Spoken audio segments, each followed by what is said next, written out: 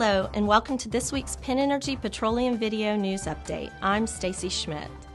Crude oil is currently trading at 2.5-year highs, with the price of oil reaching above $108 on the NYMEX and above the $120 mark in London. With data indicating the economic recession is likely over, demand for oil is expected to increase.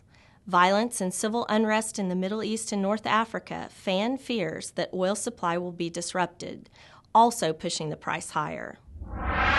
Another factor affecting the price of oil is the U.S. summer driving season and the start of the 2011 Atlantic hurricane season.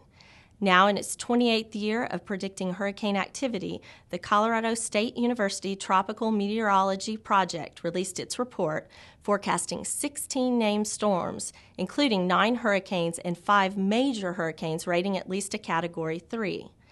The Atlantic hurricane season spans from June to November. The U.S. has a great chance of taking a direct hit from one of these storms, but the oil industry stands ready. An Apache spokesperson told PennEnergy this week, "We go to work every day with the goal of operating safely and in an environmentally responsible manner. Being prepared for storms is part of that commitment." In major construction awards, Maersk Drilling is adding the first drill ships to its fleet. The drilling contractor has ordered 2 ultra-deepwater drill ships from South Korea's Samsung Heavy Industries for a total price tag of $1.3 billion.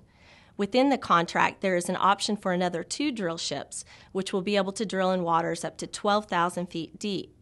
Additionally, Hogue LNG has signed a letter of intent with Hyundai Heavy Industries to build a firm 2 floating storage and regasification units, or FSRUs, with an option for 4 additional vessels.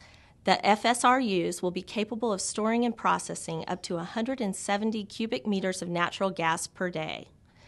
A strong vote of confidence for future LNG demand, HLNG foresees the floating regasification market as one of a major growth potential, especially in the Asia-Pacific. The purchase price for the vessels was not disclosed. In discovery news, Statoil and its partners Eni and Petroleum have made a significant oil discovery in the Arctic waters of the Barents Sea. Drilling the Skrugard prospect, the Polar Pioneer semi-sub transected a nearly 300-foot oil column that is expected to be easily producible. Calling the Skrugard oil discovery a breakthrough for frontier exploration in the Barents Sea, Statoil estimates the reservoir could contain up to 500 million barrels of oil equivalent. Taking a much-needed victory, state-run Pemex announced an oil and gas discovery with its Pareto well on the coastline of the Gulf of Mexico.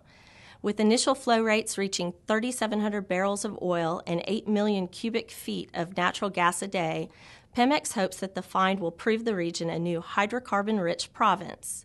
They have identified multiple prospects nearby that demonstrate similar characteristics. Additionally, following multiple reports from minority project partner Tap Oil, Apache has confirmed the Zola-1 well offshore Western Australia as a major natural gas discovery. On trend with the massive Gorgon gas field, Zola-1 is only 16 miles from the development that is currently underway and could fast-track alongside it.